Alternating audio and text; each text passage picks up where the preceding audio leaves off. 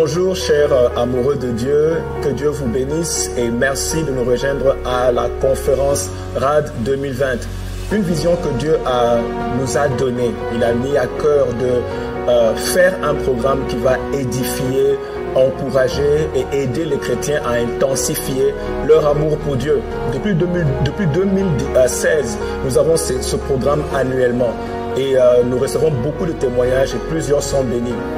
La Bible nous dit dans le livre de Matthieu chapitre 24, verset 12, que dans les derniers temps, à cause du mal qui va s'accroître, l'amour d'un grand nombre va se refroidir. Et il va sans dire que nous sommes vraiment dans la fin de ces temps ici. Mais nous bénissons le Seigneur parce qu'avec ce mouvement, nous pouvons équiper et édifier les chrétiens à grandir dans leur amour pour Jésus-Christ l'époux.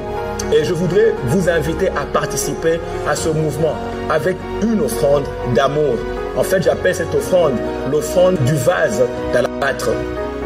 On raconte l'histoire d'une femme qui est venue voir Jésus à cause de bienfaits qu'elle a expérimenté, à cause de comment Jésus l'a touché.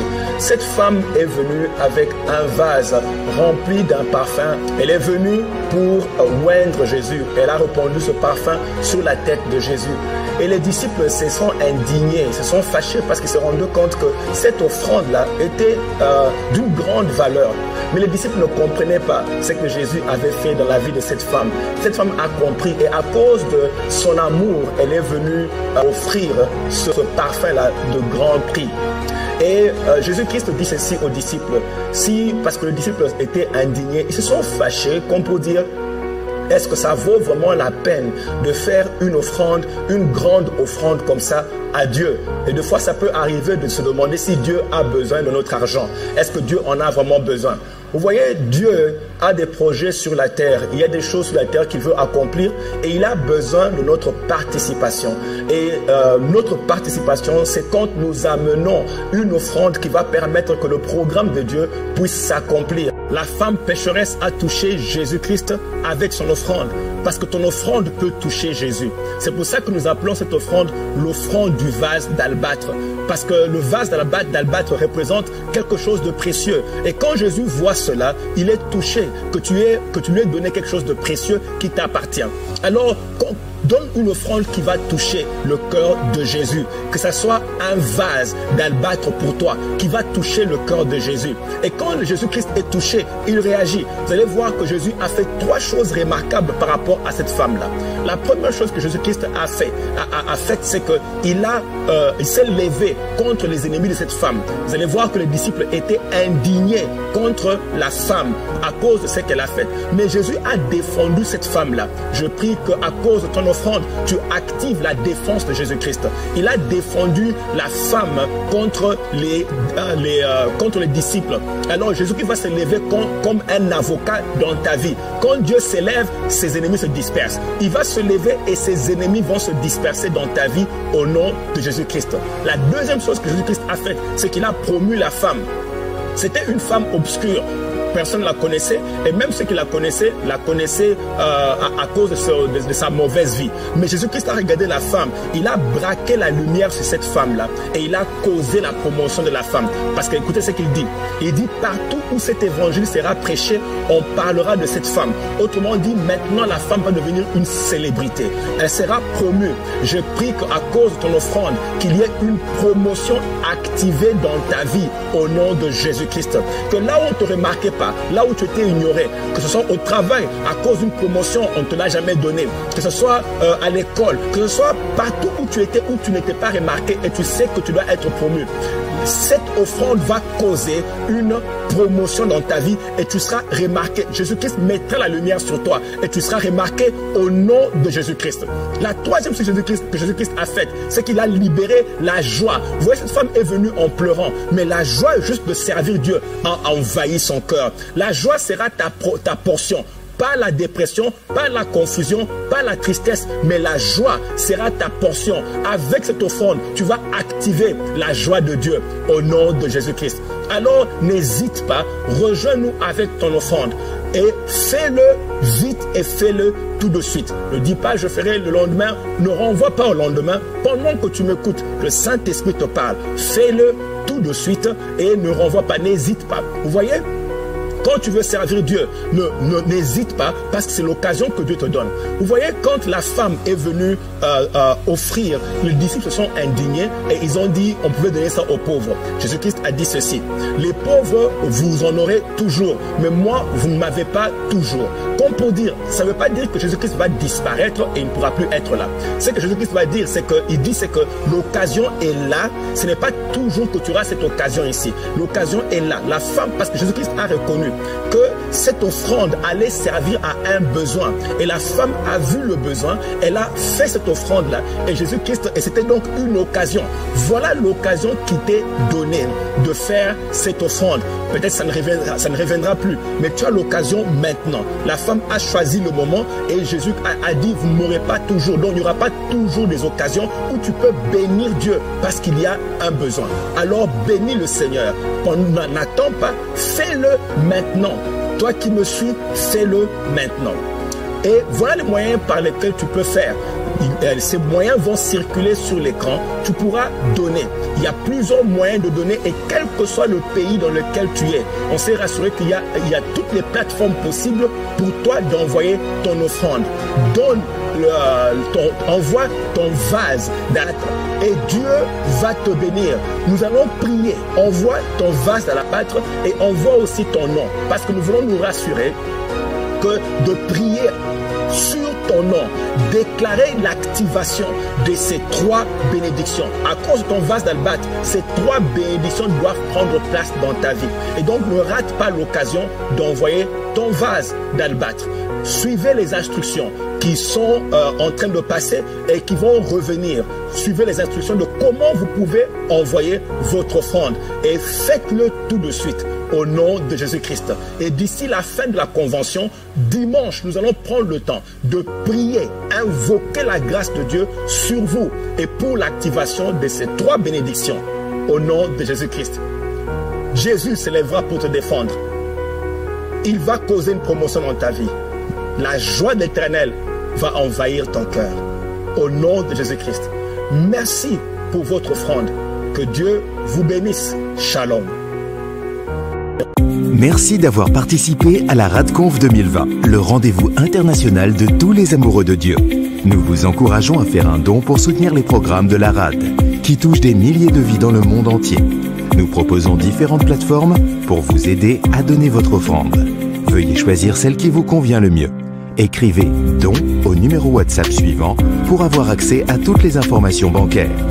Veuillez suivre les mêmes instructions pour nous faire parvenir votre offrande du vase d'albâtre pour activer les 3 bénédictions. Merci pour votre soutien.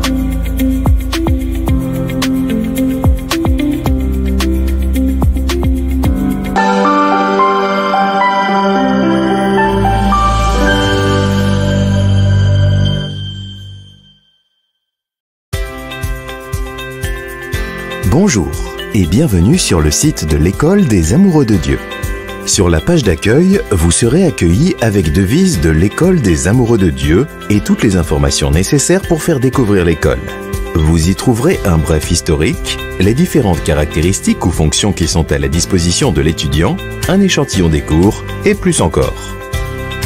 Vous pouvez vous inscrire gratuitement et obtenir un compte qui vous donnera accès à la communauté des étudiants en cliquant sur le bouton situé en haut à droite. Vous pouvez utiliser votre compte Facebook ou simplement un mot de passe que vous aurez créé. Vous pouvez naviguer sur la barre de menu principale pour accéder à notre page de tarifs où vous pouvez choisir parmi les 3 différentes formules que nous proposons pour tenir compte de votre budget. Vous pouvez choisir de souscrire à un cours à la fois, de souscrire à un programme entier ou d'opter pour un abonnement afin d'avoir accès à tous les cours pour une durée mensuelle. Vous pouvez consulter notre catalogue de cours ou vous pouvez parcourir notre grande variété de cours destinés à vous aider à grandir dans l'amour de Dieu et votre passion pour Jésus-Christ. Lorsque vous cliquez sur le bouton situé dans le coin supérieur droit où se trouve le dossier de l'étudiant, un menu déroulant s'affiche et vous pouvez accéder à votre profil en cliquant sur le lien du profil. Vous y verrez les cours que vous suivez, ceux que vous avez terminés, les certificats et tous vos progrès. Vous pouvez également voir la liste des autres amoureux de Dieu avec lesquels vous êtes amis, votre réseau. Toujours à partir de l'icône de l'élève, vous pouvez cliquer sur le bouton « Votre compte » pour obtenir toutes les informations relatives à votre compte. Lorsque vous cliquez sur le logo de l'école situé en haut à gauche, vous accédez à la page d'accueil des étudiants où vous pouvez voir les cours auxquels vous êtes inscrit, le bulletin d'information de l'école. Vous pouvez cliquer sur le bouton avec l'icône de la loupe pour accéder à toutes les ressources que vous avez sauvegardées, telles que vos notes personnelles, les livres, les articles, les liens relatifs aux cours que vous suivez.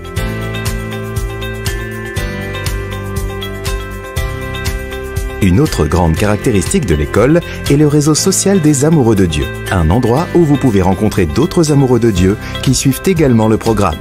Vous pouvez vous y connecter, discuter, partager votre expérience et grandir ensemble dans votre amour pour Dieu. Depuis le compte de la page d'accueil des étudiants, vous pouvez accéder à tous les cours auxquels vous vous êtes inscrit.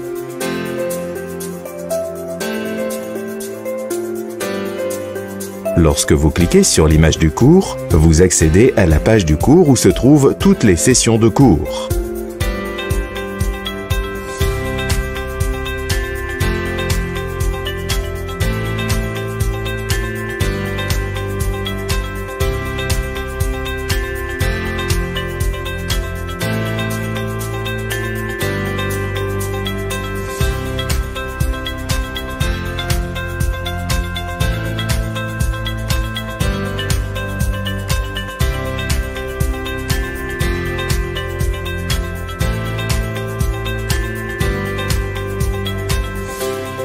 Après avoir écouté le cours en vidéo ou en audio, vous pouvez faire les devoirs qui comportent de nombreuses activités visant à renforcer la vérité apprise dans le cours.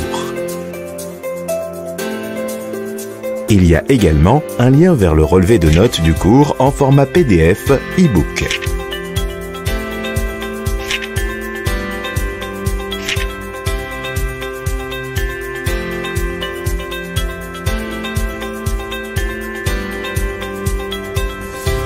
Lorsque vous êtes prêt, vous pouvez passer l'examen. L'examen est présenté dans différents types de questions. Vous aurez des questions à choix multiples, des questions de type vrai et faux, et d'autres types de questions.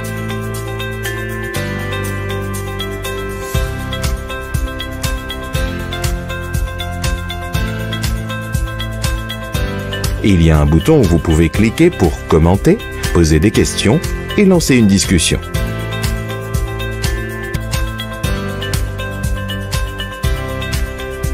L'Esprit Saint a inspiré le pasteur Samuel Kamwanga à créer l'école des amoureux de Dieu. Et nous croyons que c'est une grande bénédiction pour vous et pour le corps du Christ en général. Inscrivez-vous et commencez à grandir dans votre amour pour Dieu et votre passion pour Jésus-Christ l'épouse. Intensifiez votre amour pour Dieu.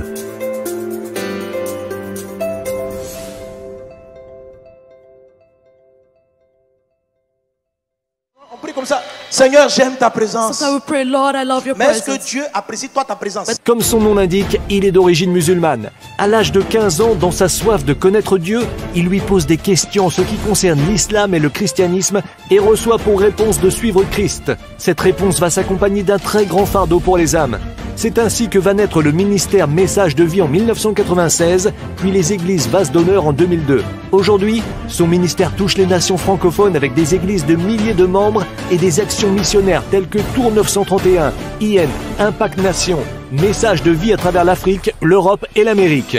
Maria Liliane Sanogo, elle aussi pasteur, œuvre avec lui dans toute sa mission. Ensemble, ils ont 4 enfants. Il est aussi auteur avec plusieurs ouvrages à son actif. Chers amoureux de Dieu, levons-nous et acclamons le Seigneur Jésus pour son serviteur, le pasteur Mohamed Sanogo.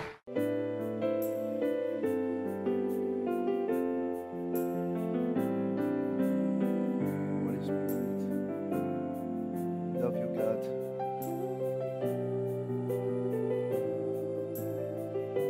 We come to your presence of our life.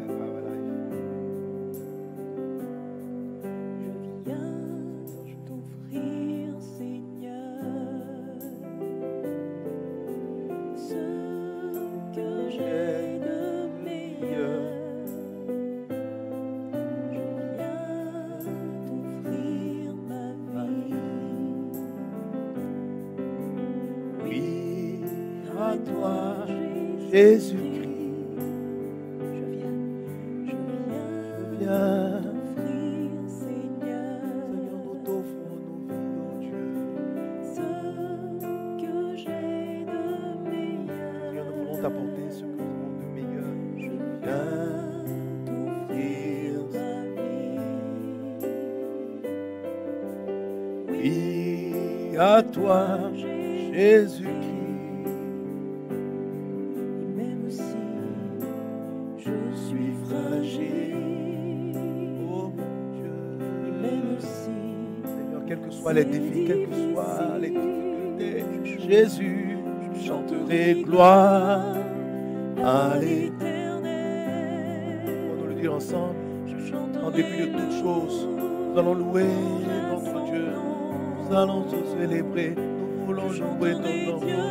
Oh, mon essentiel.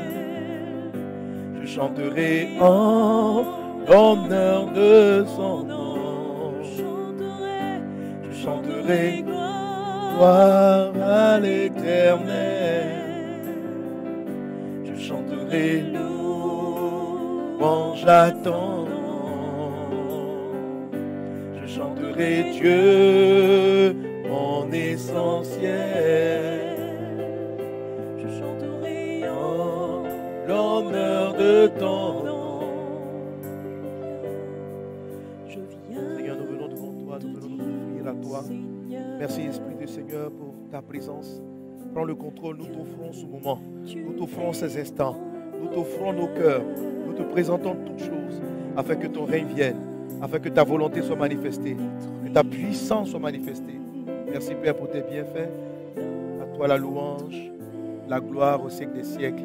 Au nom de Jésus, quelqu'un donne un bon Amen.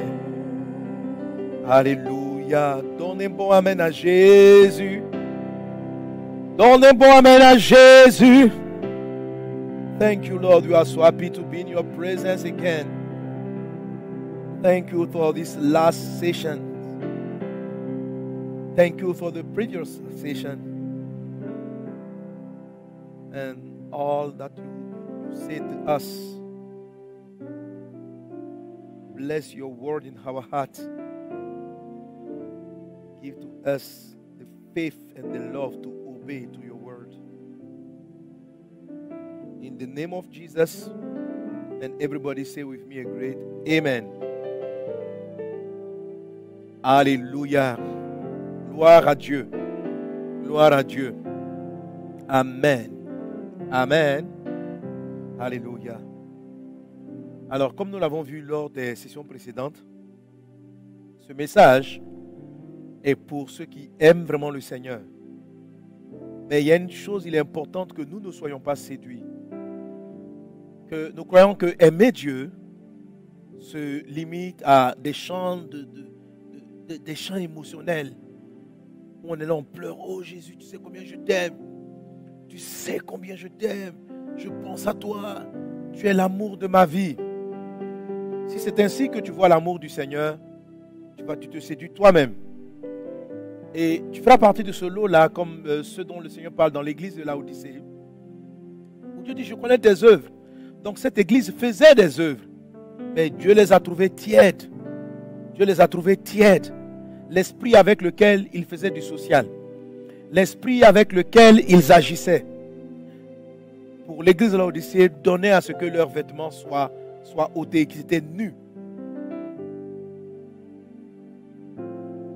Caïn a fait des œuvres, mais elles n'ont pas été agréables.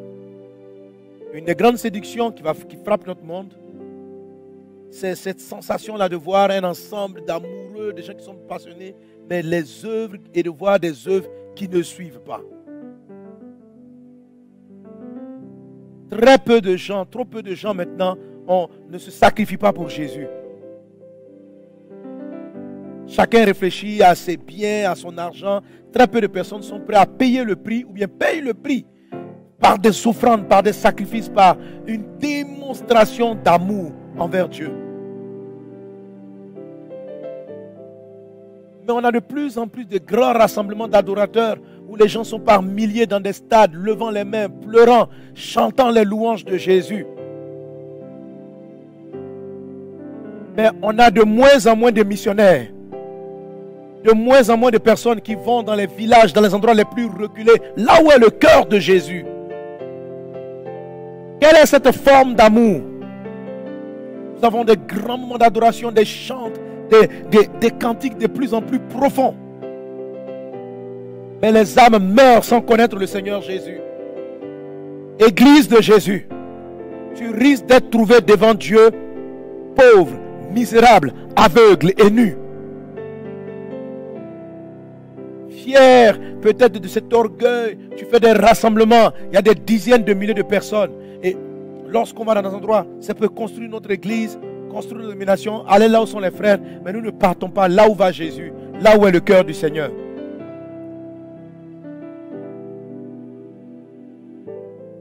Alléluia. Alléluia. J'aimerais t'inviter à lire avec moi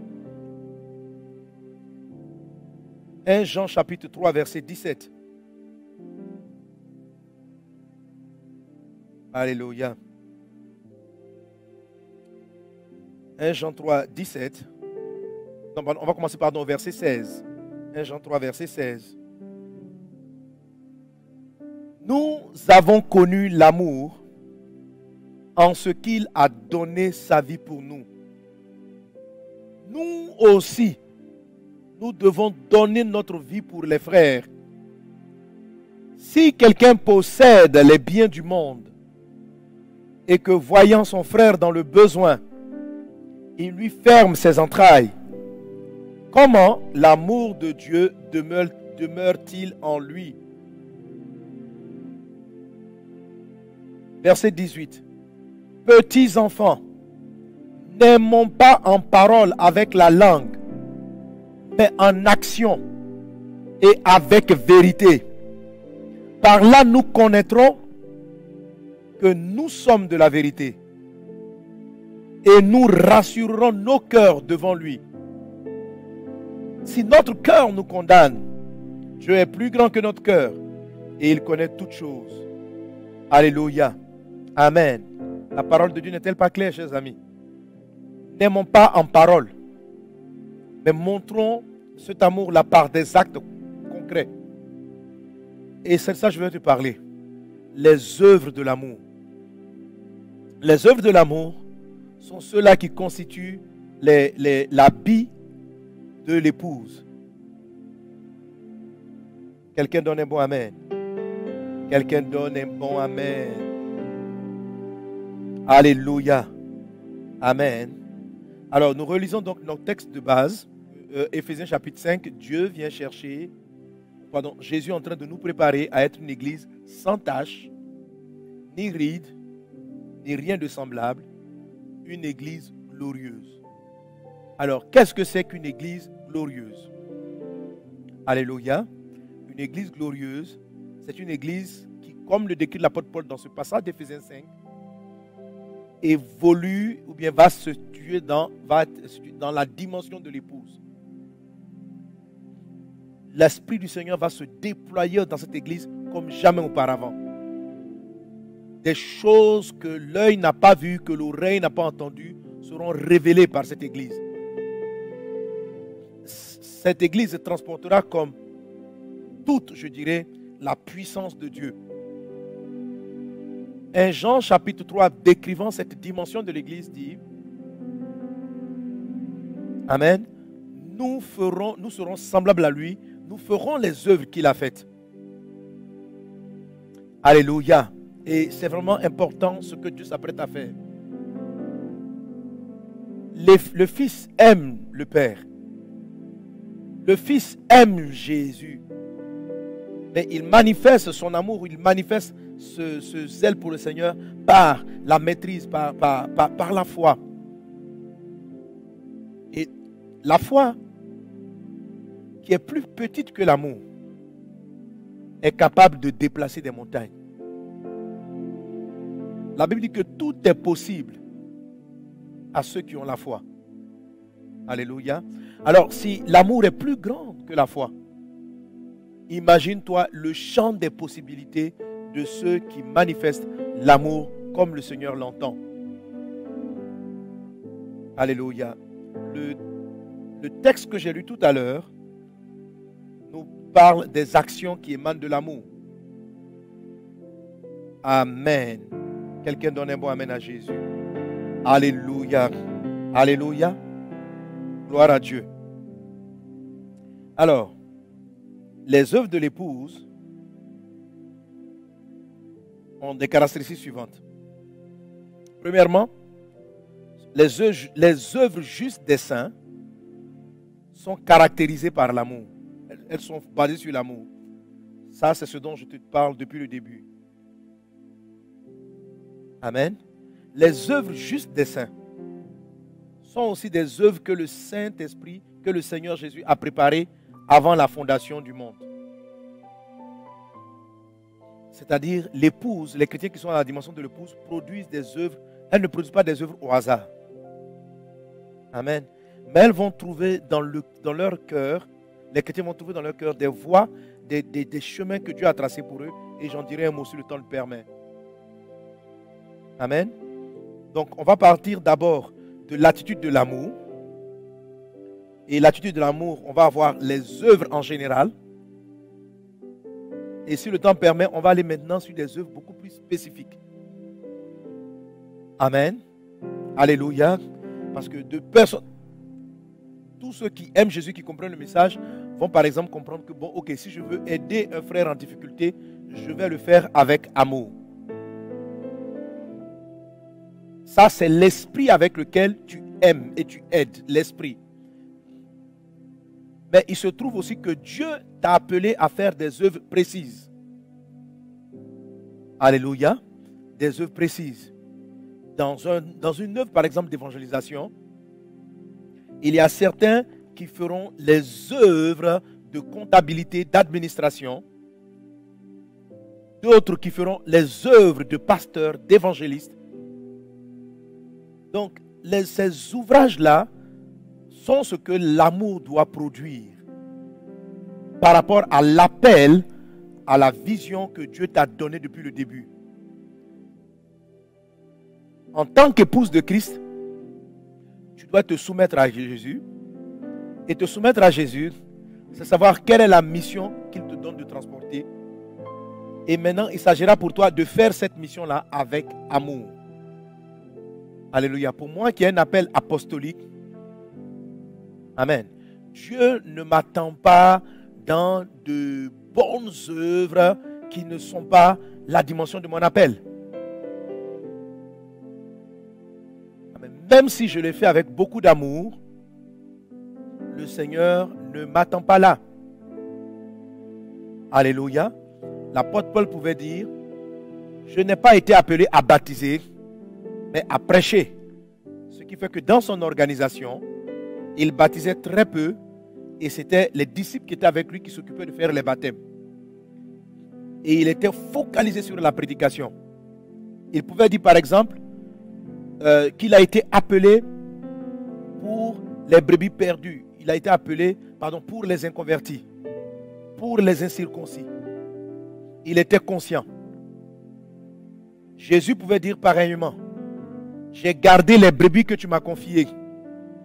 Et Jésus pouvait dire, lorsque la femme cananéenne l'a sollicité, je n'ai été appelé que pour les brebis perdues de la maison d'Israël.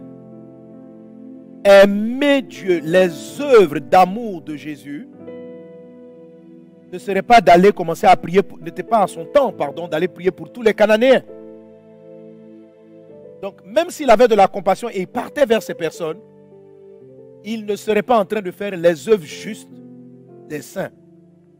Donc, les œuvres justes des saints, c'est faire des œuvres avec amour, mais c'est faire les œuvres que Dieu a préparées d'avance. Alléluia. Les œuvres justes des saints, je vais te montrer, sont des œuvres destinées à autrui, aux autres. Amen. Alléluia. Les œuvres justes des saints subsistent éternellement. Éternellement. Alléluia. Alléluia. Les œuvres justes des saints aussi ne sont pas mues par la compétition, par la jalousie. Amen. Alors, on va essayer rapidement, par rapport à ces 5 points dont je viens de parler, alléluia, de parler donc de ces œuvres des saints. Donc, nous sommes toujours à la première étape des œuvres justes des saints. C'est-à-dire, les œuvres justes des saints sont des œuvres qui sont mues, qui sont faites, qui sont caractérisées par l'amour. Alléluia. Amen. Alors, regarde. Tout à l'heure, je t'ai lu Apocalypse chapitre 3, verset 14, qui parlait de l'église de Laodicée. Ok? Au verset 15, on l'a déjà lu. Dieu dit, je connais tes œuvres.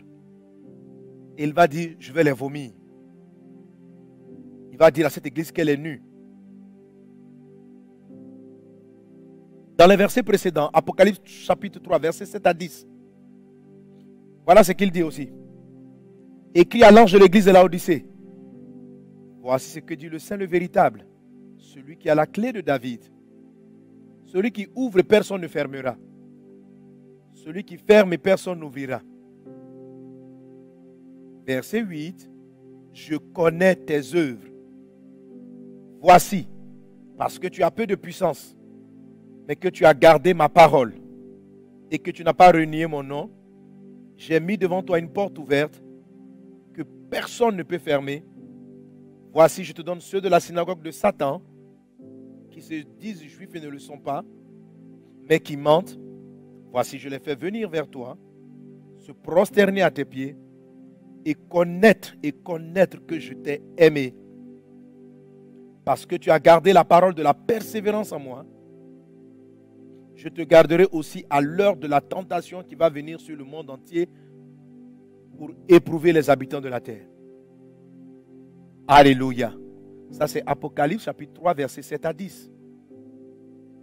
C'est juste après avoir parlé à cette église que nous entrons dans le message pour l'église de Laodicée. Laodicée à qui Jésus dit, je connais tes œuvres, mais je te vomis. Une des différences entre Laodicée et puis Philadelphie, c'est que Philadelphie, le mot Philadelphie signifie amour. Alléluia. Amen. Et tu vois, tout à l'heure, dans la session précédente, je t'ai parlé de David. Et c'est à cette église-là qui s'appelait Philadelphie, ça veut dire qu'il vivait l'amour, qui manifestait l'amour, à qui Dieu donne les clés, le secret de David. Or, la clé de David est quelque part la dimension de l'épouse. Il dit, je vous donne cette clé-là. Il dit, vous manquez de puissance selon les hommes. La puissance dont il parle ici, c'est les puissances financières et matérielles. Mais ce n'est pas un problème de puissance spirituelle. Parce que la Bible dit, je vais amener les adorateurs de Satan à venir se prosterner devant toi. Donc l'église de Philadelphie avait une puissance. Elle était peut-être faible financièrement, mais elle libérait la puissance de Dieu. Et Dieu allait amener le monde à savoir qu'elle a été aimée. Tous ces groupes sont des catégories de chrétiens. Tu peux être une catégorie de chrétiens type Philadelphie, ou une catégorie de chrétiens type Laodicée, ou une catégorie de chrétiens type Thyatire, type Éphèse, etc. Tu dois être au moins dans la dimension de Philadelphie. Que Dieu puisse dire, comme il a dit à cette église-là, je connais tes œuvres. Alléluia. Alléluia. Alors, donc, les œuvres sont caractérisées vraiment par l'amour. Quelqu'un dit avec moi l'amour. Alors, on a vu l'exemple de Caïn et puis de Abel. Alléluia. Alors, ceux qui se souviennent de l'année où j'ai fait mon dernier passage, je crois, c'était 2018 ou 2017. Amen. Qui se souvient? Ok, bon. Merci. Amen. Alléluia. Alors, je vais t'inviter à ouvrir ta Bible.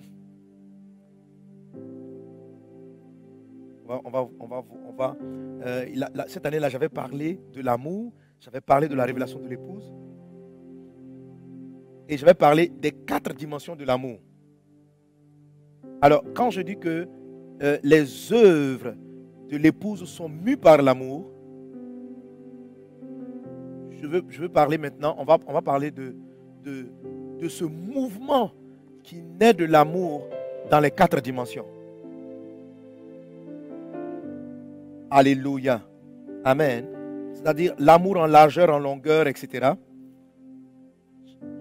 Chacune de ces dimensions-là produit une qualité d'œuvre. Et c'est cela l'habit de l'épouse. Quelqu'un donne un bon amen. Quelqu'un donne un bon amen. Alors, Éphésiens, chapitre 3, à partir du verset 17. Alléluia. Il est dit, en sorte que Christ habite dans votre cœur, dans vos cœurs, par la foi, afin qu'étant enraciné et fondé dans l'amour, vous puissiez comprendre avec tous les saints quelle est la largeur, quelle est la longueur, la profondeur et la hauteur, et connaître l'amour de Christ, qui surpasse toute connaissance, en sorte que vous soyez remplis jusqu'à toute la plénitude de Dieu. Alléluia.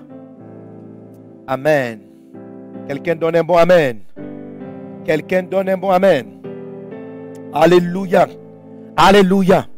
Être rempli jusqu'à toute la plénitude de Dieu. Alors, quelqu'un qui est rempli de toute la plénitude de Dieu, c'est quelqu'un par qui Dieu peut faire tout ce qu'il veut, comme il veut, quand il veut. Une épouse qui est fusionnelle avec son mari, la voir, c'est voir son mari. Alléluia. Amen. Je sais qu'il y a des cérémonies, quand je ne veux pas, mon épouse va, c'est comme si j'y étais. Rencontrer l'épouse du chef de l'État, ça équivaut pratiquement à avoir rencontré le chef de l'État. Si elle te dit qu'elle va parler de ton dossier, mais tu sais que c'est elle qui passe la nuit avec lui. Et tu sais que ton dossier sera entendu dans des meilleures conditions. Alléluia. Pour sauver le monde, pour déverser une grande puissance, pour briser et pour amener Satan à se prosterner. Dieu dit, c'est la seule église dans toutes les églises d'Apocalypse, à l'église de Philadelphie, où Dieu annonce que les satanistes se prosterneront.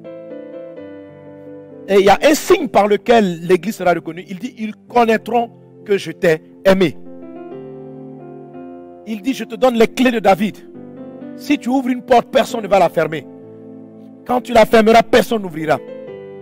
C'est la dimension dans laquelle Dieu attend les croyants de l'épouse.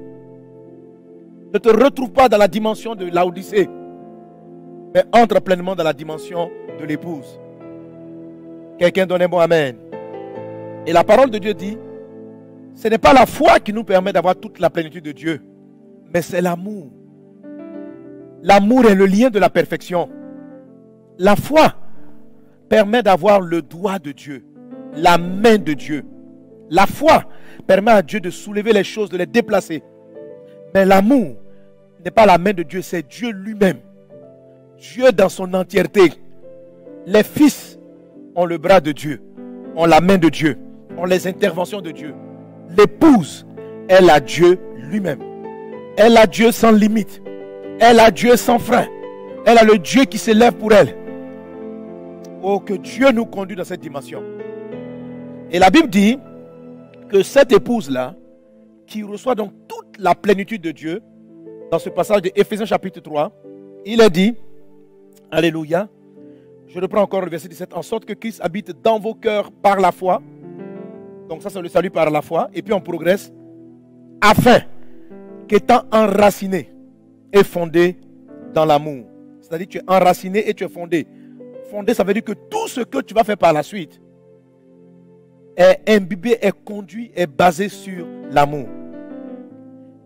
Et l'apôtre Paul nous révèle ceci, que tu puisses comprendre avec tous les saints quelle est la largeur. L'amour a une largeur. Pour être rempli de toute la plénitude de Dieu, non seulement tu dois aimer largement Dieu, et tu dois produire les œuvres d'un amour large. Il dit, vous puissiez comprendre la longueur. Non seulement tu dois aimer Dieu, tu dois aimer Jésus longuement. Alléluia. Et tu dois produire les œuvres d'un amour en longueur. Et il dit que vous puissiez comprendre la profondeur, la troisième dimension, Non seulement tu dois aimer profondément, alléluia, et produire les œuvres d'un amour profond, et tu dois aimer hautement. La hauteur de l'amour, tu dois aimer hautement, et il y a des œuvres qui vont avec l'amour qui est haut. Alléluia. Ça, c'est mon point essentiel. Mais si le Seigneur le permet dans le temps, je toucherai les autres aspects des œuvres, c'est-à-dire comment l'amour va t'amener à savoir spécifiquement le type d'ouvrage que tu dois faire pour Dieu. Mais ici, nous sommes toujours dans les fondements. Alléluia. Quelqu'un est-il avec moi? Quelqu'un est-il avec moi? Alléluia. Amen. Amen. Donc le texte commence en parlant de étant enraciné et fondé dans l'amour. Alléluia. Cette partie-là ressemble à la troisième dimension qui est la profondeur. Mais elles sont différentes. Dans le sens que l'enracinement dans l'amour de Dieu est basé vraiment sur l'amour de Dieu. Alléluia. C'est quelqu'un qui tire toute sa force de Dieu. En vérité, tu ne peux pas aimer. En vérité, tu ne peux pas aimer comme Dieu veut que tu aimes. Tu n'as pas en toi les capacités. Laisse Dieu aimer au travers de toi. La Bible dit, l'amour de Dieu a été répandu dans notre cœur par le Saint-Esprit. Donc le jour où tu as accepté Jésus par la foi, c'est ce qui dit au verset 17, Christ habite en toi par la foi. Amen. Et la parole de Dieu dit que l'amour a été répandu dans notre cœur. Alléluia. Donc il y a déjà l'amour en toi. Donc celui qui est enraciné va chercher dans son cœur cet amour-là pour Dieu, cet attachement pour Dieu. Alléluia. Un amour qui est enraciné. Un amour qui est enraciné en Dieu. Et un amour qui n'est pas superficiel.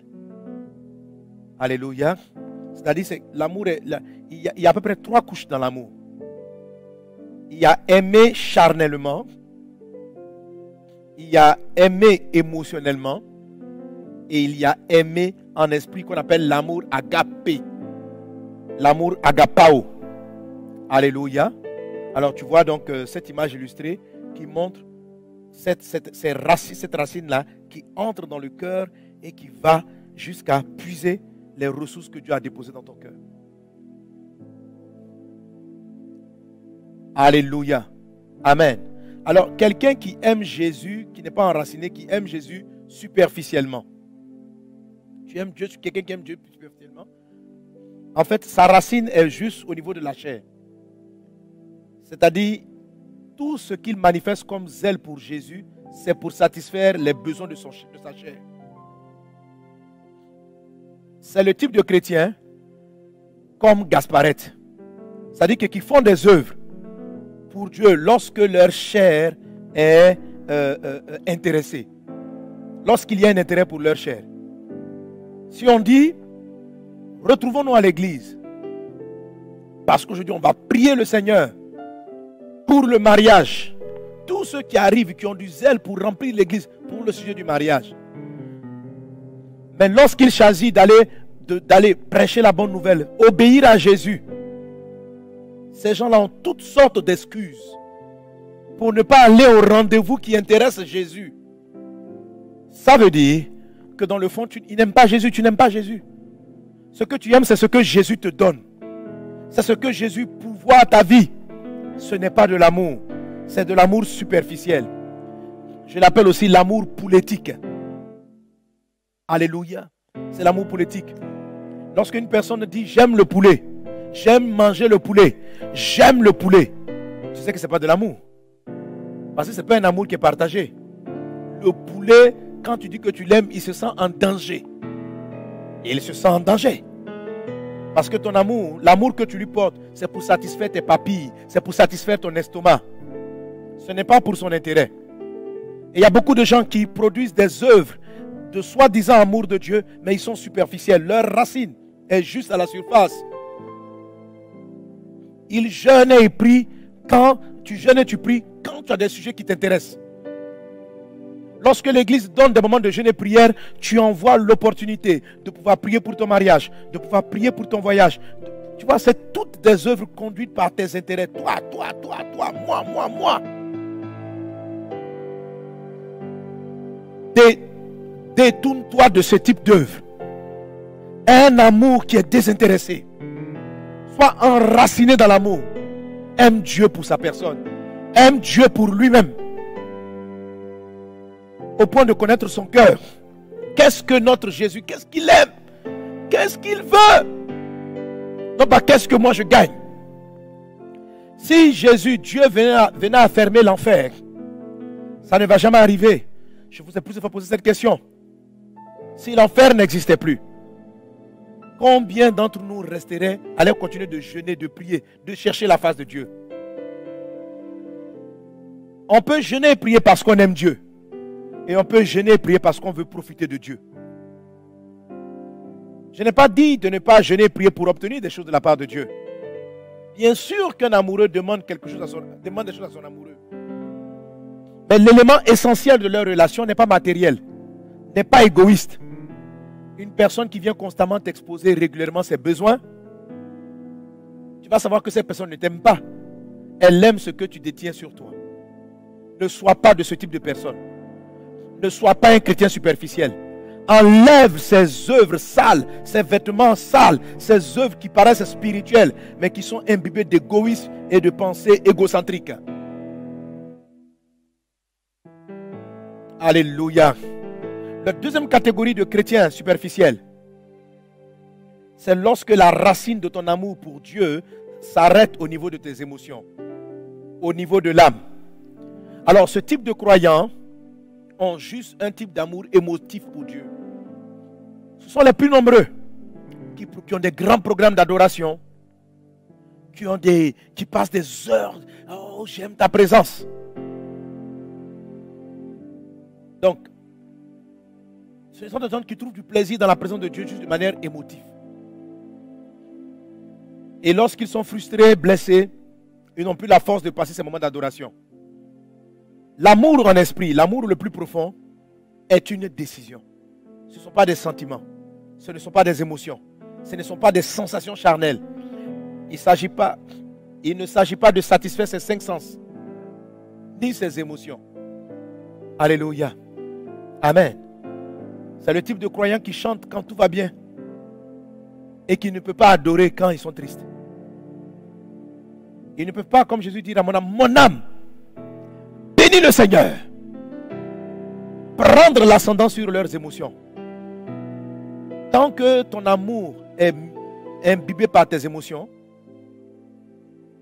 tant que tu fais des œuvres spirituelles, c'est-à-dire que tu viens à l'église quand tu le sens dans ton cœur. Je ne viens pas parce que Jésus-Christ t'a dit de venir. On dit, pourquoi tu ne vas pas à l'église? Je ne le sens pas. On dit, pourquoi? Je dis, aujourd'hui je sens. C'est le type de chrétien qui ne cherche pas à savoir si l'adoration au culte leur a plu à Dieu. Mais ce qui leur importe, c'est est-ce que la musique, est-ce que l'adoration a touché leur âme? Lorsque émotivement tu es touché, souvent tu dis Dieu était là. Non, c'est ton âme qui était touchée. Ton amour est superficiel, il est simplement émotionnel. Toutes tes œuvres, toute ton adoration, tout ce que tu fais, ce n'est pas les habits, ce n'est pas les œuvres pures de l'épouse. C'est pas ça, c'est pas ça. Tu n'as pas l'habit. Tu as d'autres types d'habits. Tu n'as pas un habit qui va entraîner toutes les forces de l'enfer à se prosterner devant Jésus. Tu n'as pas un habit glorieux. Parce que l'habit de l'épouse est glorieux. Il brille. L'habit des fils est déjà glorieux. L'habit des fils fait fuir les démons. L'habit des fils amène des ressources. L'habit de l'épouse, il est brillant. Il règne. Il rayonne de la gloire de Dieu. Et cet habit-là, il n'est pas produit par des chrétiens émotifs. Des chrétiens qui quittent l'église quand ils sont vexés. Qui ne se sentent pas inspirés à adorer quand la musique ne leur fait pas plaisir. Des chrétiens émotifs. Rattachés à la colère, à des émotions. Enracine-toi dans l'amour. Pousse encore. et arrive au niveau de la racine de l'agapé. L'amour décisionnel, l'amour agapé. C'est cela l'enracinement. Que tes œuvres viennent simplement parce que tu as décidé d'aimer Dieu. Alléluia. C'est ce type d'amour que Dieu recommande dans le mariage. C'est l'amour qui est un amour simplement par décision. Par décider de faire du bien. Par décider d'obéir. Par décider de se soumettre. Ce type d'amour-là, lorsque votre amour, commence à ce niveau de profondeur, il va conditionner aussi vos émotions.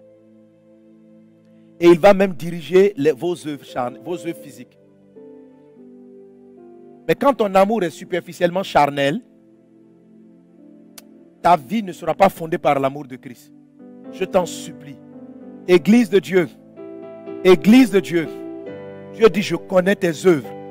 Je connais, je les comprends. Quand tu chantes, je connais. Quand tu vas évangéliser, je connais. Je connais. Va-t-il dire que tes habits produisent de la nudité, produisent un habit de pharisien, produisent un habit d'inconverti? Que Dieu nous aide. Alléluia. Alors, l'enracinement dans l'amour, c'est dans l'amour de Dieu. Mais la Bible dit ceci. Voici le premier commandement. Matthieu 22. Tu aimeras le Seigneur ton Dieu de toute ta force, de toutes tes pensées, de tout ton cœur. C'est le premier commandement. Amen. Et le plus important de tous. Et il dit ceci. Voici le second qui lui est semblable. Voici le second qui lui est semblable. Tu aimeras ton prochain comme toi-même. Alléluia. Alléluia. Tu vas aimer ton prochain comme toi-même. Et c'est dans ce sens-là que le texte qu'on a lu précédemment, Jésus nous dit, tu ne peux pas dire que tu aimes Dieu si tu ne manifestes pas de l'amour pour ton prochain. Et c'est à ce niveau-là, c'est par rapport aux voisins, aux prochains, que tu sauras si ton amour produit les bonnes œuvres ou pas. Parce que toutes les œuvres justes des saints, les œuvres justes des saints sont des œuvres en faveur des hommes. En Jean chapitre 21, Jésus parle à Pierre. M'aimes-tu? Pierre dit, mais Seigneur, tu sais que je t'aime. Jésus dit, paie mes brebis. Paie mes brebis. Donc si tu m'aimes, ou bien en quelque sorte, il n'y a pas de différence entre m'aimer et le fait de prendre soin de mes brebis. La question à te poser, toi qui me suis, est-ce que tu travailles à paître les brebis de Jésus? Si tu n'es pas en train de paître les brebis de Jésus, ton amour n'a pas atteint le niveau qu'il faut. Et tu n'es pas en train de produire les œuvres. Mais je dirai un mot tout à l'heure là-dessus. Alors, la plupart des points donc, qui arrivent toujours dans le fait d'être fondé dans l'amour, qui est mon point principal à cette session, alléluia, c'est ces 4 dimensions de l'amour. Alors, l'apôtre Paul dit, plus je travaille mon enracinement et que je suis fondé dans l'amour, je vais découvrir, alléluia, il dit, afin qu'étant, je reprends la deuxième partie du verset 17, afin qu'étant enraciné et fondé dans l'amour, virgule, vous puissiez comprendre avec tous les saints quelle est la largeur. Alléluia. Donc c'est l'enracinement, quand ton amour est profond pour Jésus, que tu vas avoir la révélation de la largeur et des autres dimensions d'après. Alors parlons de la largeur.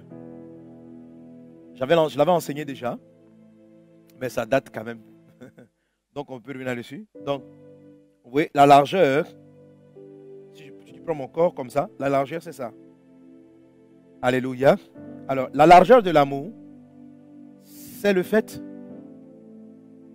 d'aimer plus de personnes, de plus en plus. Par exemple, un égoïste s'aime lui-même.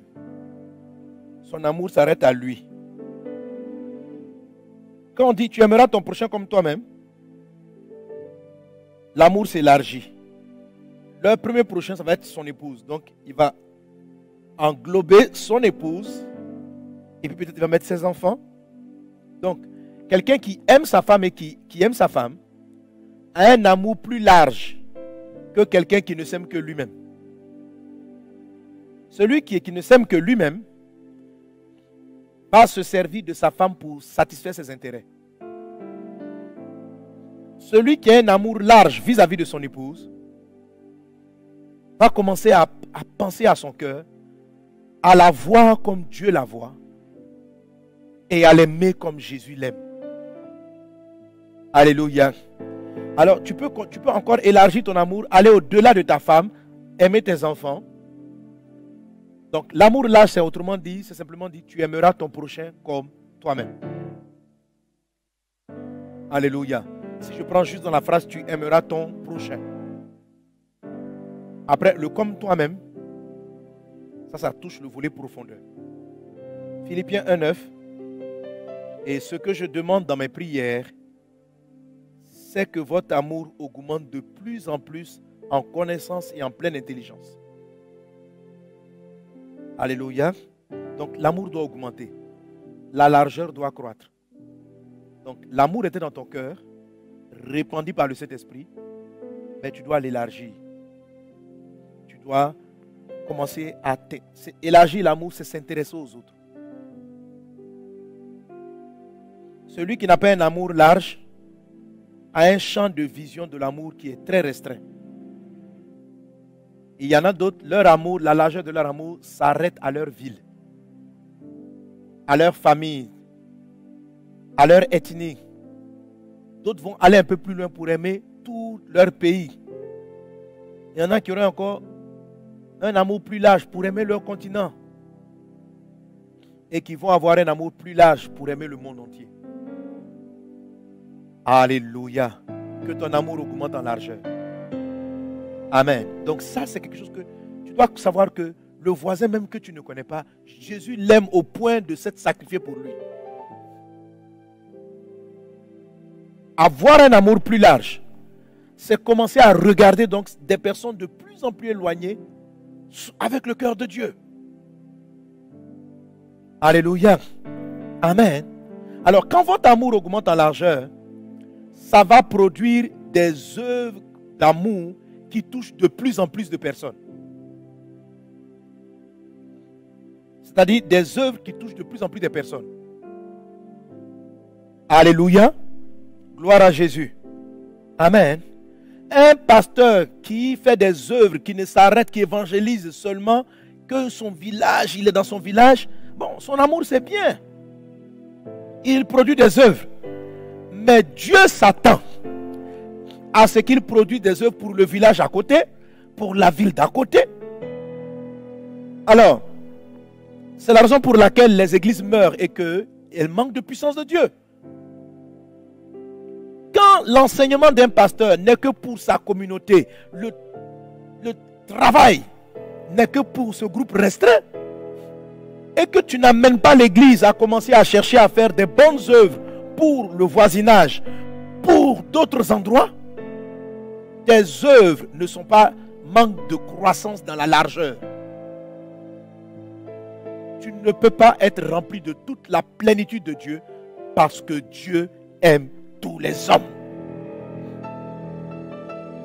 Alléluia. Il peut y avoir différentes raisons qui font que des personnes n'ont pas un amour large. Il y a toujours des excuses qui font qu'on n'a pas de l'amour large. Lorsque Dieu m'a parlé d'aller en Centrafrique, je regardais la télévision et j'ai vu un enfant qui pleurait par rapport à la mort de son père. Oui, c'est comme si à cette période-là, mon esprit ne pensait évangélisation que pour la Côte d'Ivoire. Et Dieu m'a montré combien de fois j'ai senti dans mon cœur, combien de fois Jésus aimait cet enfant qui était dans la détresse.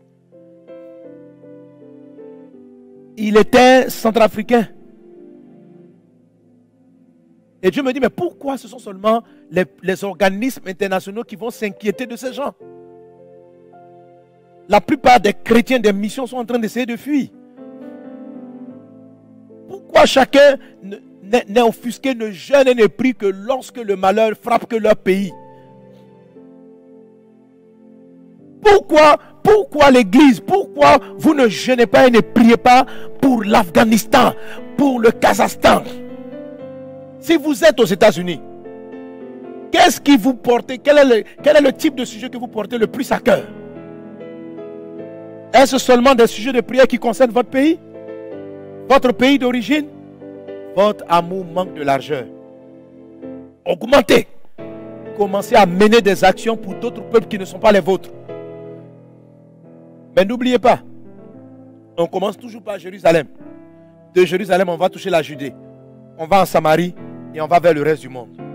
L'amour en largeur ne saute pas les prochains. Il va de gloire en gloire.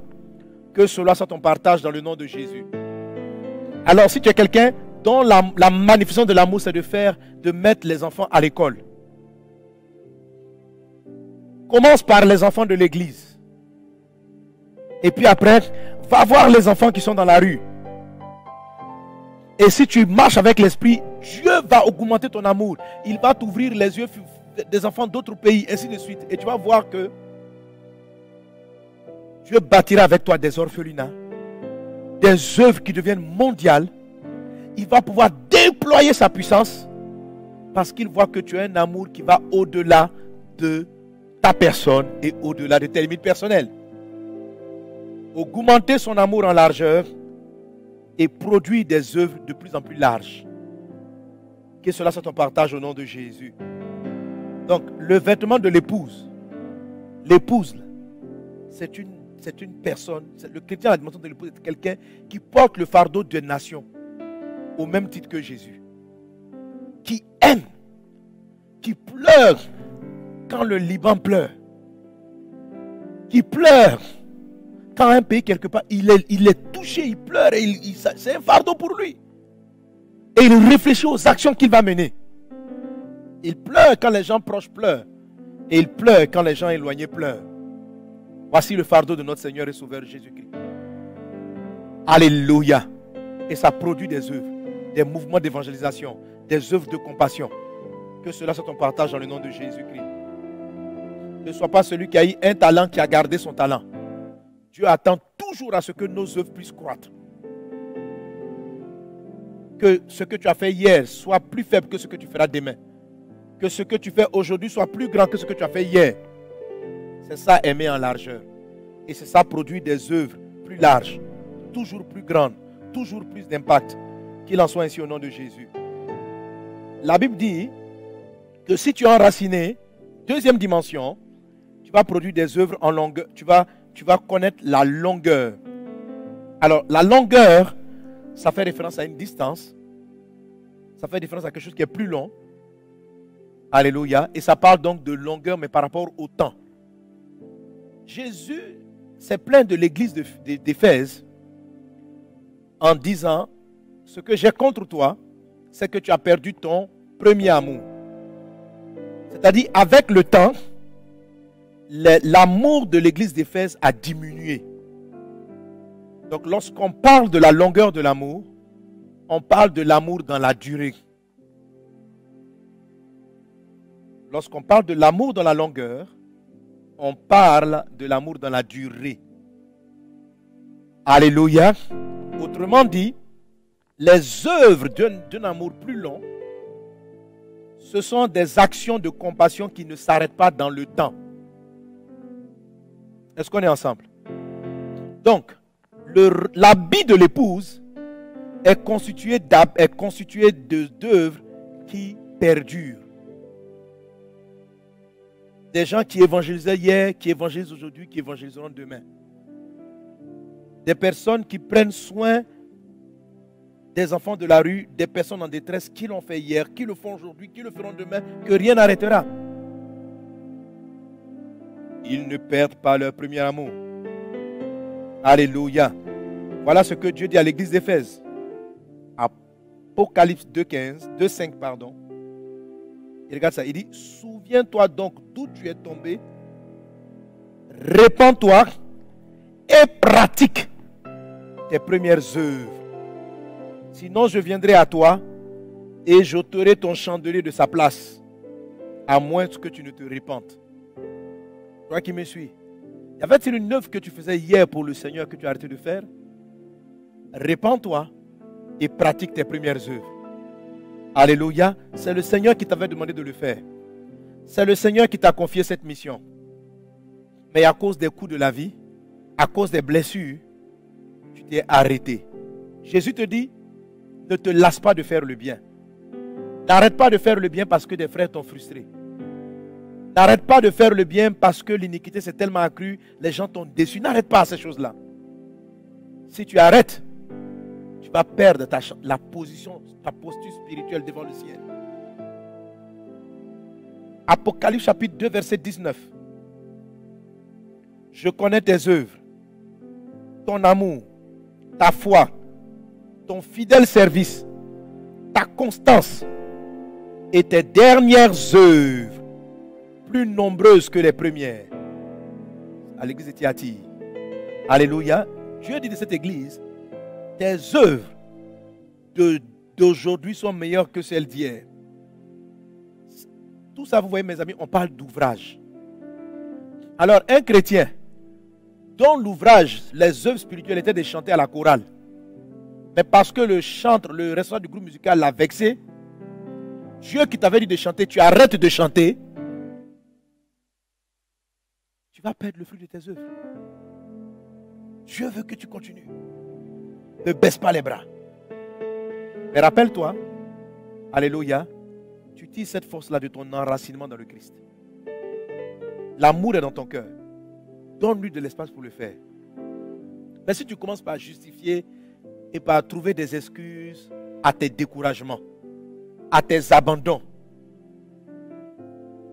même si l'esprit en vie, la Bible, Jésus a dit, l'esprit est disposé, mais la chair est faible. Ne cède pas à la chair. Alléluia. Quelqu'un donne un bon amen.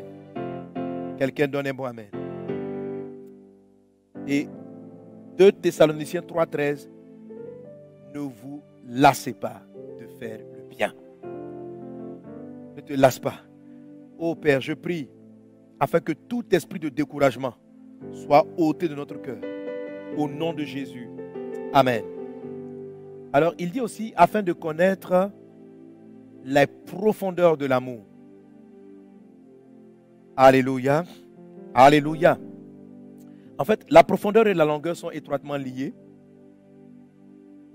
Généralement, lorsque tu es profond dans l'amour, le temps n'altère pas ton amour. Si, parce que tu es vexé, tu arrêtes de faire un ouvrage que tu faisais pour Dieu, alors il y a deux choses.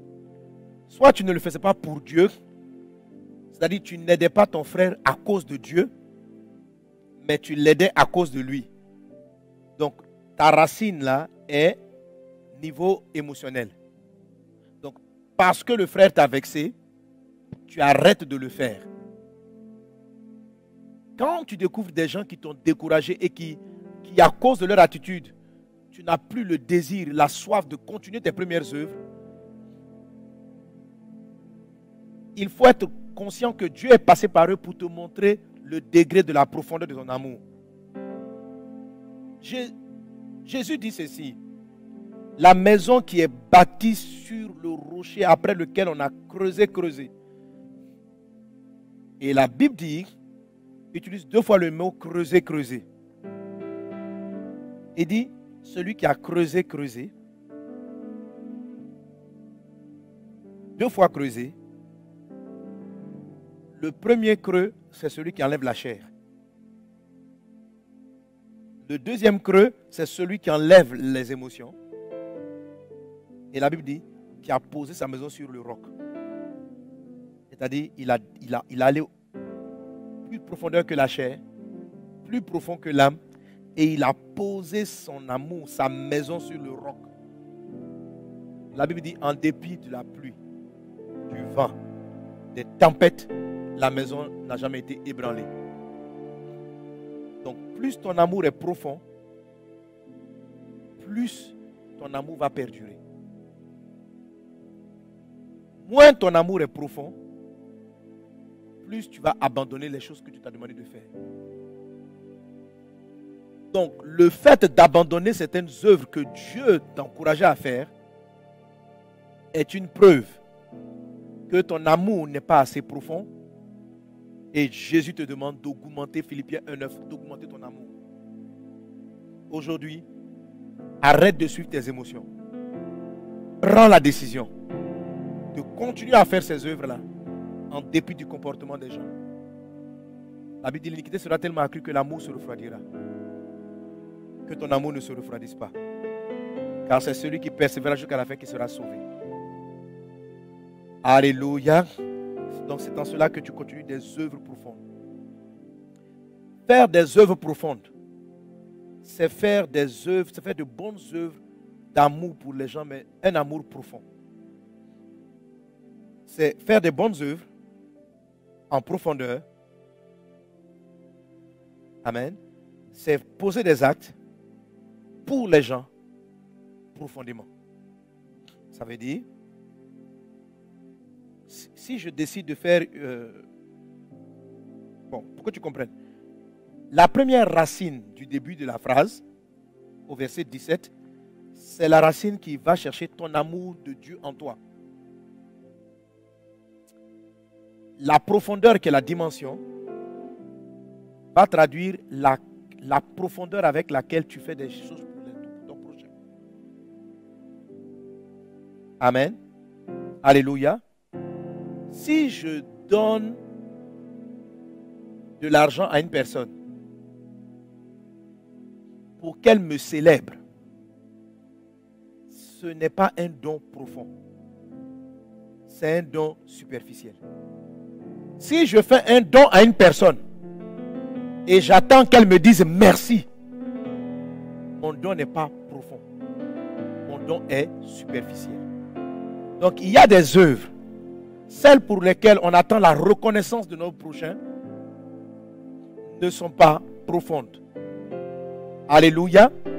Si je vais évangéliser et que j'évangélise pour que les gens disent je suis un grand évangéliste, c'est une œuvre spirituelle, mais elle est superficielle. Elle est pour ma gloire personnelle. Elle n'est pas pour que les âmes soient sauvées. Mon évangélisation est superficielle. Elle ne sera pas comptabilisée comme œuvre juste des saints. Elle ne sera pas considérée comme l'habit de l'épouse. Je vais arriver devant le ciel et Dieu va me dire tu es sauvé comme au travers du feu. Malgré mes nombreuses croisades, cela n'entraînera aucune récompense. Ou très peu de récompense. Parce que je ne prêchais pas par amour pour les âmes. Je prêchais par amour pour ma notoriété. J'enseignais par amour pour ma notoriété. Que cela ne soit pas ton cas. Assure-toi que tes mobiles, que tes motivations soient profondes et non superficielles. Alors, celui qui approfondit son amour, c'est celui-là qui veille sur lui pour que les choses qu'il fait soient profondes. Lorsqu'il aide les gens là à l'école, lorsqu'il aide, c'est vraiment profond. C'est ce qui fait que l'habit de l'épouse est si éclatant. Il brille parce qu'il est mu par de la vraie compassion. Parce que tu n'attends rien des autres. Tu le fais comme Dieu l'a fait. C'est ça, aimer Dieu. Ce n'est pas pleurer à l'église. Oh, je sais que je t'aime. Non, non, non. Comment peux-tu dire que tu aimes Dieu si tu ne sais pas utiliser l'amour pour produire des actions dans la vie de ton prochain? C'est ce dont il est question. Alléluia.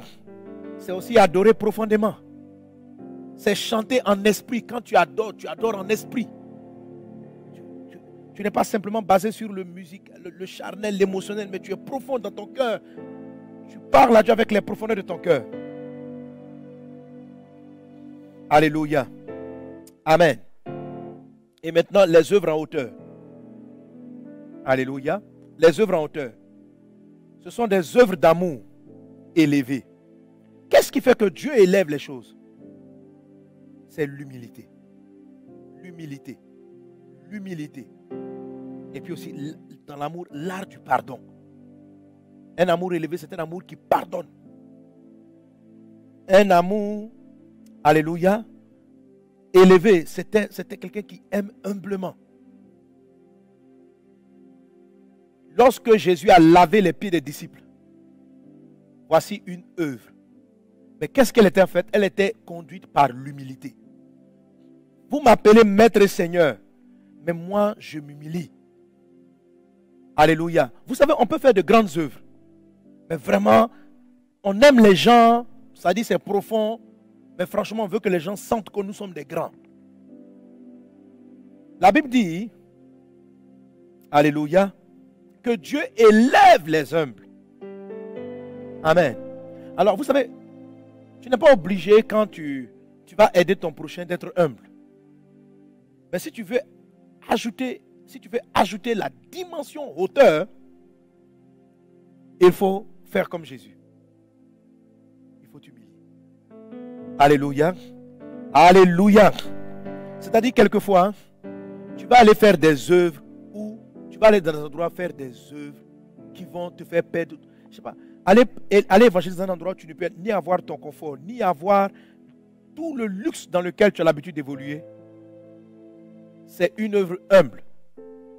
Jésus-Christ, pour nous sauver, a manifesté un amour élevé.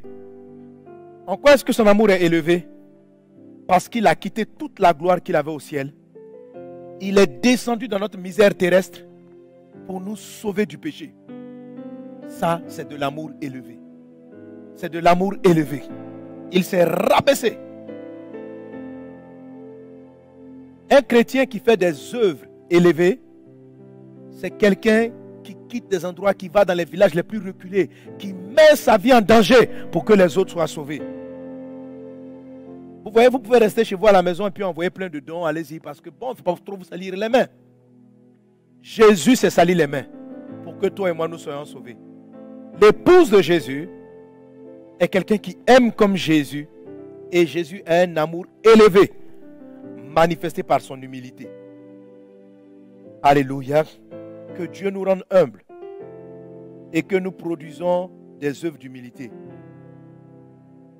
Alors, tout ce que j'ai dit nous amène à ces différentes formes de revêtements. Alléluia. Parlant du sous-corps, des sous-vêtements. Romains chapitre 13, verset 14 dit quoi? Mais revêtez-vous. Romains 13, 14. Mais revêtez-vous du Seigneur Jésus-Christ et n'ayez pas soin de la chair pour en satisfaire les convoitises.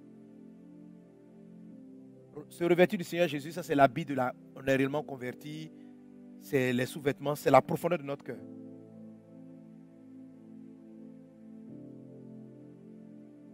Alléluia. L'amour en largeur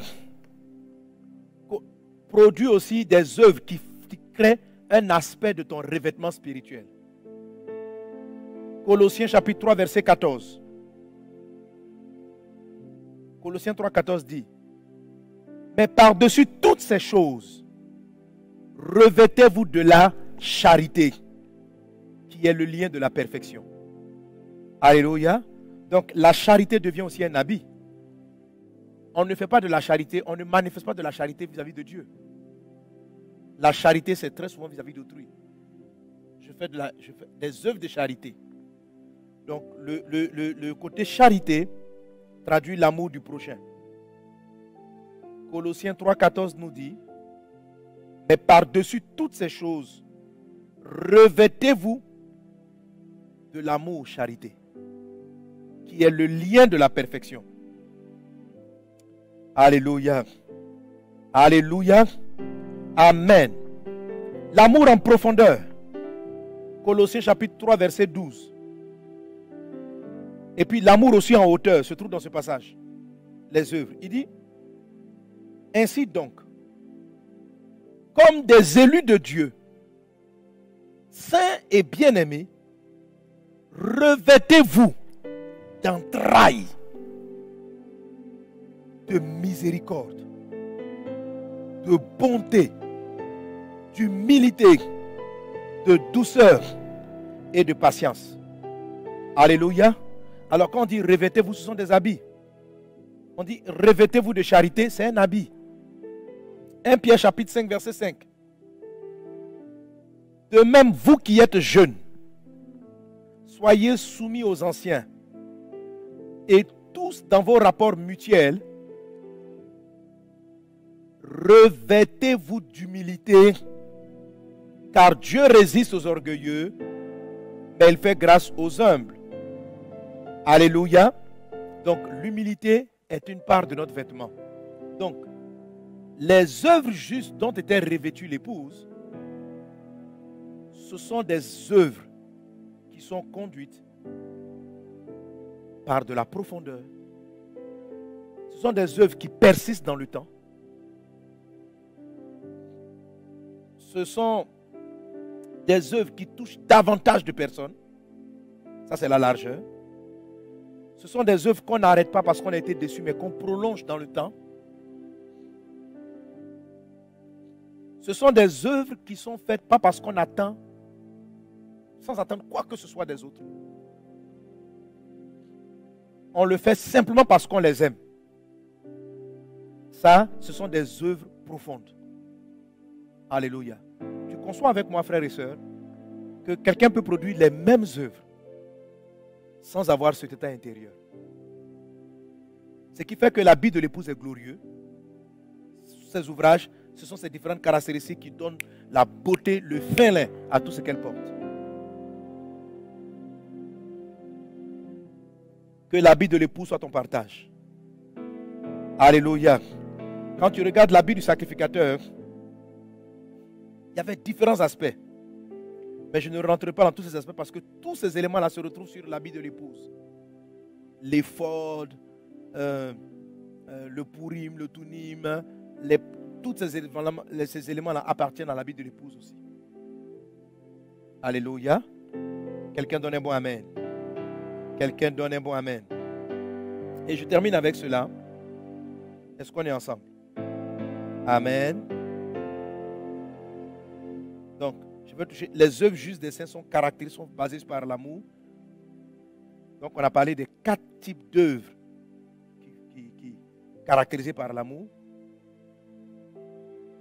Alléluia. Largeur, longueur, profondeur, hauteur. Amen. Amen. Quand tu es un pasteur qui pour tes pasteurs assistants, tu t'humilies, tu poses des actes, ce sont des œuvres d'humilité. Voilà, c'est ça. Bon, bref. Amen. Alléluia. Les œuvres justes des saints sont des œuvres que Dieu a préparées d'avance. Tu peux pas faire ce que tu veux. Matthieu 5, 16. Que votre lumière luise devant les hommes, afin qu'ils voient vos bonnes œuvres et qu'ils glorifient votre Père qui est dans les cieux. Éphésiens 2, 10.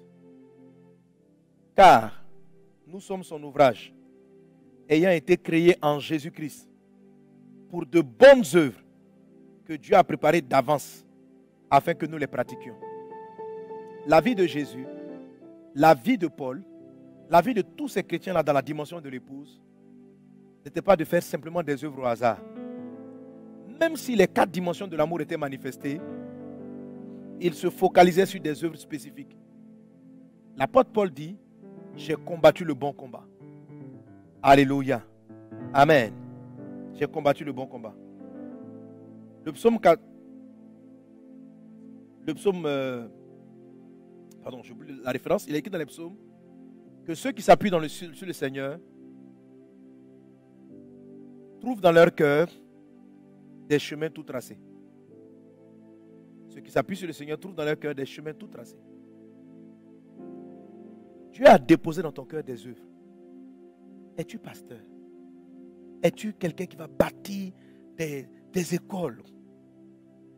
Es-tu quelqu'un... Il y a des choses que tu dois faire. Tu es né pour réaliser certains ouvrages. Mais ces ouvrages-là ont été établis dans ton cœur. Alléluia. Amen. Et c'est l'amour profondeur qui va aller les trouver. Amen, amen.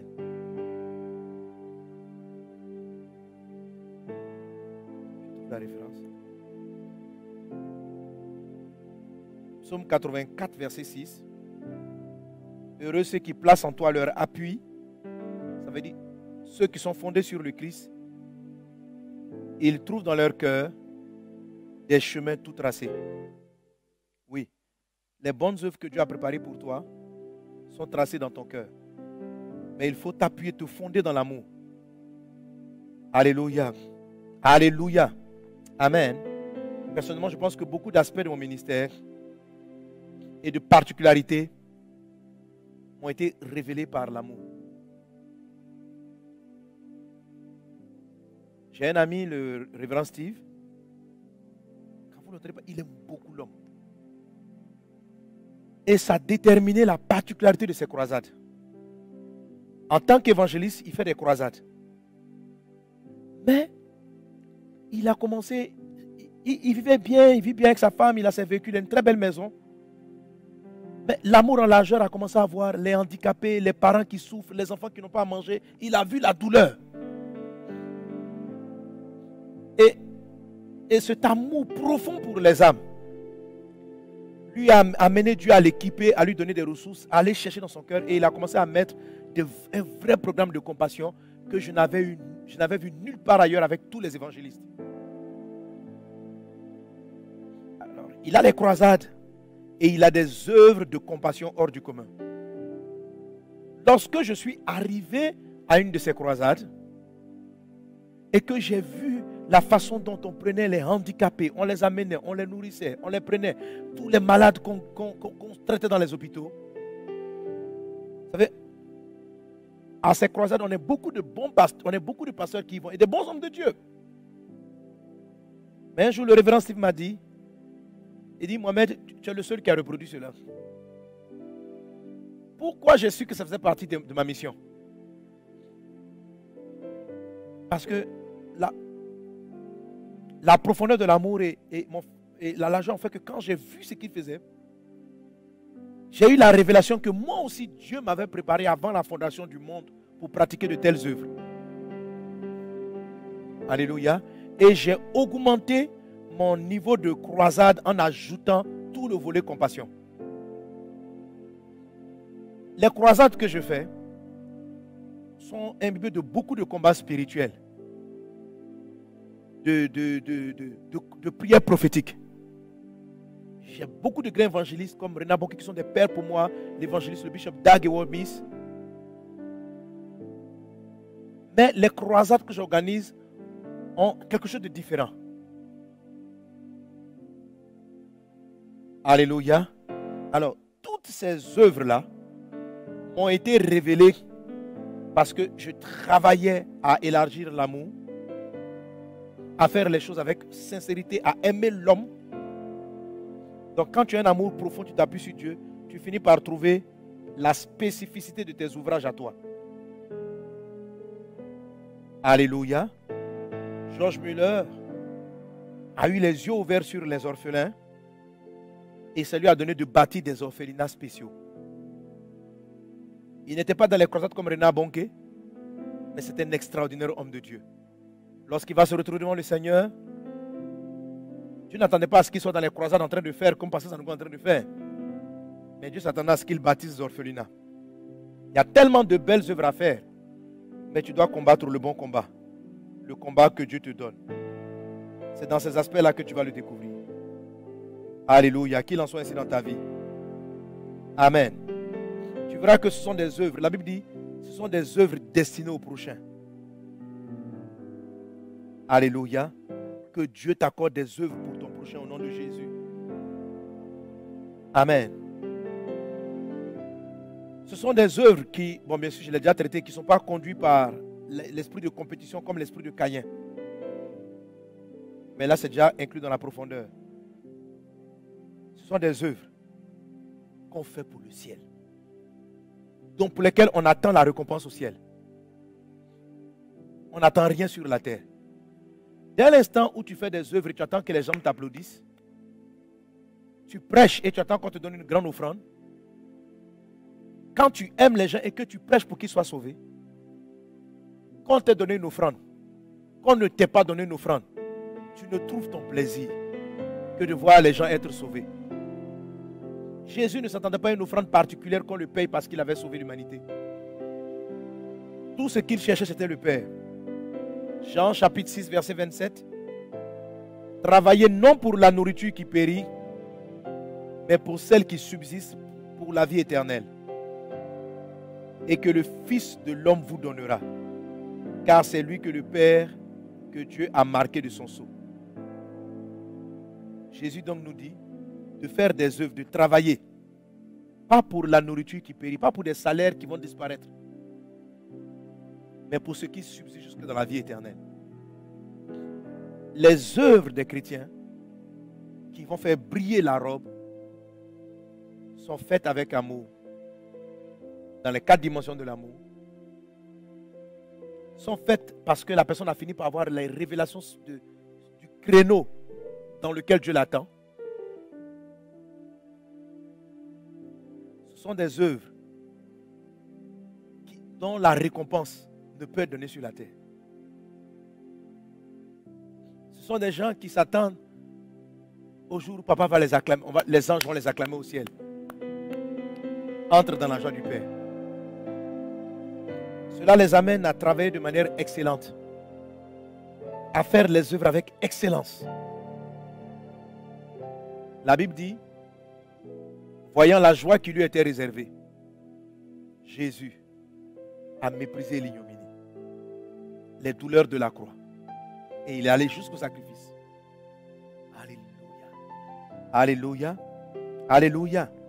Alors si tu trouves ton aspect de ministère, si tu le fais avec l'amour, si tu le fais pour la gloire de Dieu,